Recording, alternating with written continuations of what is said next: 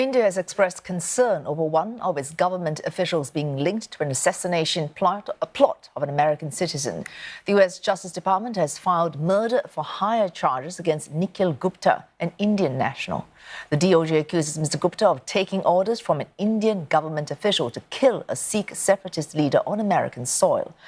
India's foreign ministry says any such plot was not the government's policy and that the matter was being investigated by, quote, a high-level inquiry committee. The DOJ did not identify the target of the assassination plot, but says the person was a vocal critic of the Indian government and leads a US-based organization calling for the secession of Punjab. A Financial Times report says the target was likely Gurpatwant Singh Pannun, a US and Canadian citizen who heads the organization Sikhs for Justice. The group is banned in India, and New Delhi has designated Mr. Pannun a terrorist. Washington's allegations echo those made by Canada a few months ago after the killing of a different Sikh leader near Vancouver. Ottawa accused New Delhi of being involved in that assassination, causing a deep diplomatic rift between the two countries. And for more, Ishan Garg joins us live from New Delhi. Ishan, what more do we know about these allegations? Well, the U.S. federal court has prosecutors have given a fairly detailed explanation of their charges, in which they have said that Mr. Gupta was supposedly hired sometime in May to orchestrate this alleged assassination in the United States. They say that between May and June, he held several meetings with a person he thought he was going to hire as an assassin, who turned out to be a U.S. Drug Enforcement Agency official.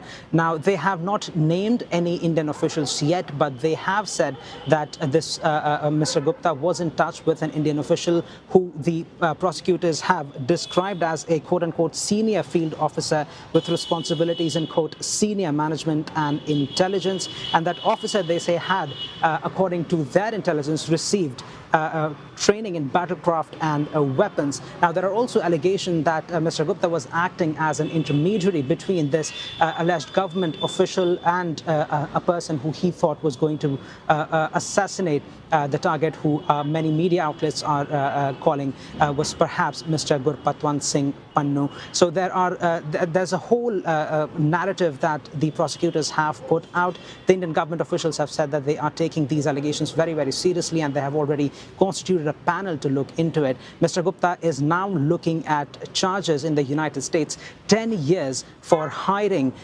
somebody to assassinate another person, and 10 years for conspiracy to commit murder. Ishan, New Delhi has responded to Washington's allegations rather differently from how it did to Canada's claims just a few months ago. Any suggestions why this might be so? There is a huge difference. First of all, India has very promptly said that it's going to look into these allegations. It's constituting a panel, and it's also added the fact that these allegations are also a concern for India's own national security. They have, on the Canadian allegations, they had said that they had not received any proof from the Canadian side, while on the accusations from the U.S. officials, they have said that the intelligence was shared by the U.S. government officials with their Indian counterparts. So there seems to be that first bit of difference. India saying that it did get intelligence from the US counterparts, whether it did not receive anything from their Canadian counterparts. Secondly, analysts are saying that there is a world of a difference between the ties that India shares with the US and with Canada. India-US ties are strategically very crucial for both countries, where India and US are both relying on each other to counter China's rising power in the Asia-Pacific region. And that's what analysts say could be another reason why India is taking prompt action on the US allegations. That's also perhaps why the relationship between India and US has not deteriorated even after these allegations, while in the case of Canada, we saw India-Canada diplomatic ties hitting a low in their entire history of their relationship. Thanks for that. Ishan Garg reporting live from New Delhi.